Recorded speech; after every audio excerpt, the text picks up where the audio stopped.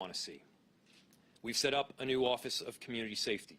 We've provided an integrated and comprehensive approach. We've installed a commissioner in Cedric Alexander to oversee all of these multifaceted entities. And finally, this is a perfect punctuation with a rising star nationally in policing, in reform, and safety in now Chief O'Hara. It takes a whole lot of courage to step up for this particular job. Just raising your hand is, in and of itself, an act of courage and conviction. I'm really thankful to Brian O'Hara for recognizing the magnitude of this moment, for recognizing the importance of where Minneapolis is, not just in a historic perspective in this city and in this state, but nationwide. We are going to set the example for others to follow. We are going to put forward the best possible measures of safety, the best possible measures of reform. And while you all see the final vote and this press conference, I'll tell you, it took a whole lot of work to get to this particular place. A whole lot of people on my staff, from Michael Vlakovich and Jared Jeffries to Councilmember Latricia Vitaw to our whole search committee that got together to look around the entire country to find the best possible individuals that were ready to pursue a career in change. And what we sent right now was a message. This unanimous vote, this particular choice, sends a message to our entire city that we are united in cause, that we're united in action. And this is indeed a mandate to get things done for Brian O'Hara. And so I'm proud of this appointment. I'm proud of the Office of Community Safety that's being set up, and we can't wait to get to work. This is a big day. And so with that, you know, the person who has been providing that integrated approach has been a really key leader in getting all of this set up. I'm going to first pass it off to our Commissioner, Cedric Alexander. Thank you, Mayor. Thank you. And let me say good morning to everyone. I can't find the words really to describe my excitement at this moment. This is exciting. I'm glad that Brian O'Hara got to this point where he is today. He's going to be an exciting and a wonderful addition to the Office of Community Safety, and I cannot wait to get started, because I think what's very important here is that this community surrounded himself. He was like a magnet. He was an individual that went out into community. People gravitated towards him. He gravitated towards them. And I think his sincerity, his humility, his experience, his tenure on the job, and what he brings with him from the state of New Jersey is going to be valuable to us here in Minneapolis. So I think it's without saying, the fact that he got a 13-0 vote, which I was just delighted and wonderfully glad to see, because that does send a very positive and strong message, as the mayor indicated, that we're all going to move together to do what we need to continue to do to lift this community up. So, Chief O'Hara, congratulations. Looking forward to working with you, and the team is looking forward to working with you as well in Office of Community Safety. This is a wonderful moment, a dynamic moment, Mayor. And I think it's something we all are very, very proud of. I know I am, and I can't wait to get started with our new Chief of Police. Thank you. Chief. Good morning, everyone. Mayor, thank you so much. Commissioner, I am incredibly honored and humbled to be here at this moment.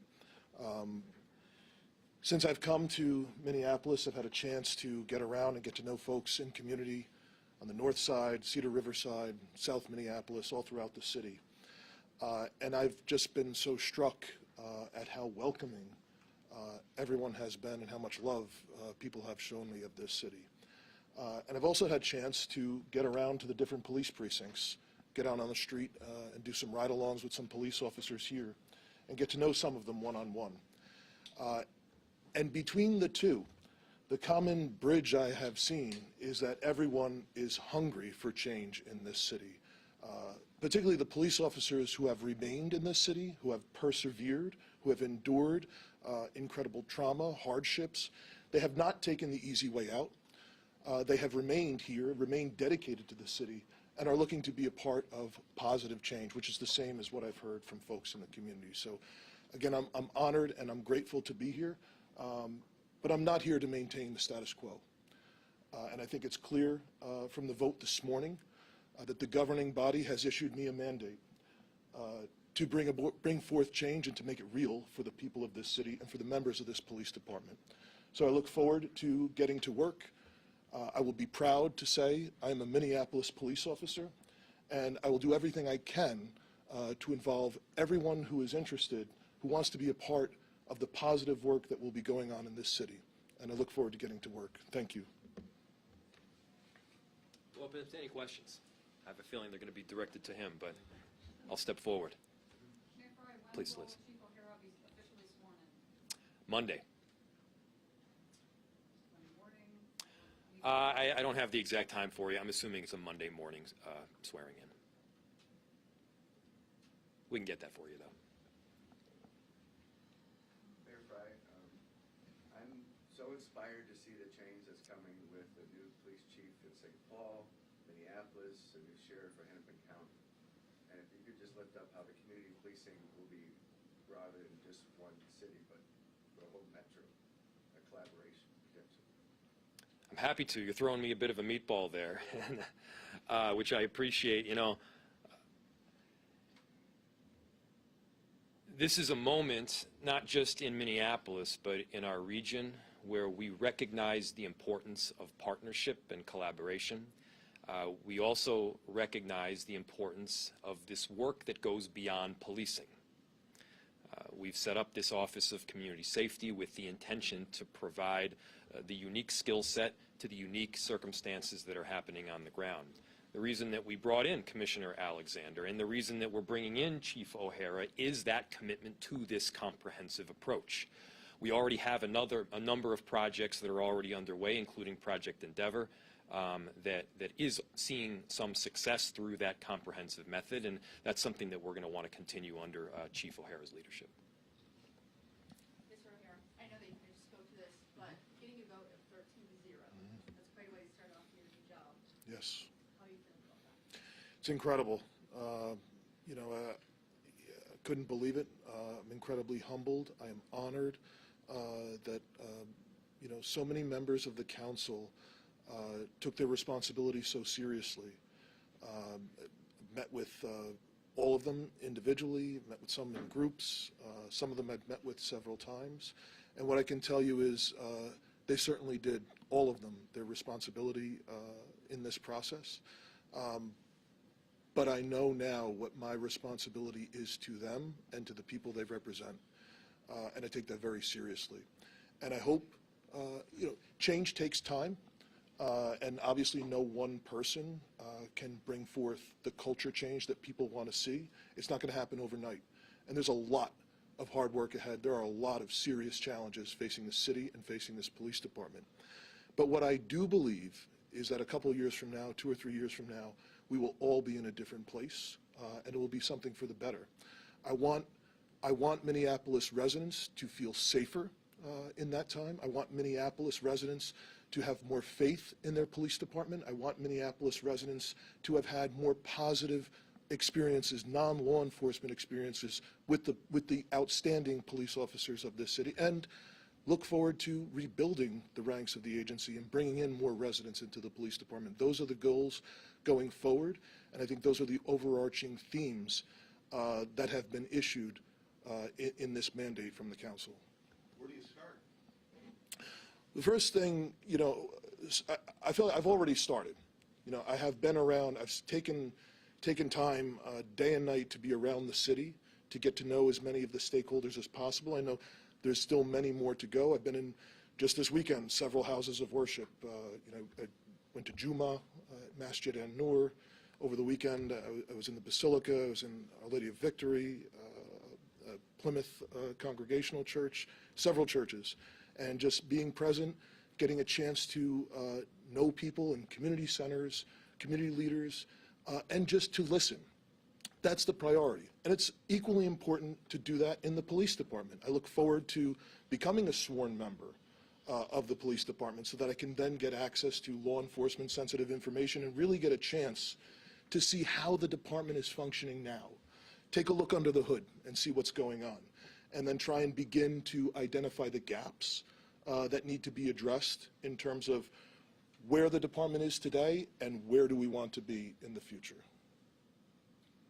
Mr. O'Meara, I was at one of the meet and greets last night, and people there seemed really, happy with what you were saying, but a lot of people did say, it's easy enough in the beginning before you actually take office to sort of tell people what they want to hear. So I'm curious, what do you see your role as police chief as it relates to the greater power structure, the new way of the setup of the community safety office, and how are you going to ensure that, you kind of follow through on what you were saying also earlier in chambers, which is that you're always going to do what you feel is right? Absolutely. The role of the police chief is to be the highest ranking sworn member of the department. So how I see that is, it is my responsibility to carry out the mandates that are presented to me, to make it real, to ensure that the police officers are actually implementing policies as intended, and that we are all working towards exemplifying the values that members of the community want to see us. The second part of that question, I'm sorry. I guess just how do you see your job as it relates to the greater power structure? You have two bosses that Yep. when you were in Newark, you were more in a director role, not in a chief role. How are you going to navigate that? Well, just as I felt like I answered that earlier. I do believe the role of the chief is to be the highest ranking law enforcement officer. I see it very clearly. Regardless of whatever position we're in Newark, I had bosses, plural, more than one. We all have bosses. To me, that's not something new. It's something I'm comfortable with, and it's simply my responsibility to carry out the mandates that are issued to me in the police department. Before this interview process, what was your perception of Minnesota? Had you been here before? Yes. I had been here actually with Mayor Baraka in 2019. We were actually present with some community groups in the city, and we were talking about alternative strategies around policing. That was the first time I was here. I want to go back, if I could respond to your question, because I think it's a great question. In terms of the structure itself, I report directly to the mayor, and Chief O'Hara will report directly to me. Let me tell you, in terms of his responsibility, I have 5 department heads. He's one of those department heads where he'll be in charge of police. He will have the day-to-day responsibility of carrying out the administrative and executive responsibilities that come with that position. He will have a great deal of power, a great deal of authority. He will make decisions that he feels is best for the organization in which he's about to lead. Part of my responsibility will be there to support him, as I will the other 4 department heads, and to provide whatever support, guidance, if you will, to them, and be supportive of their efforts.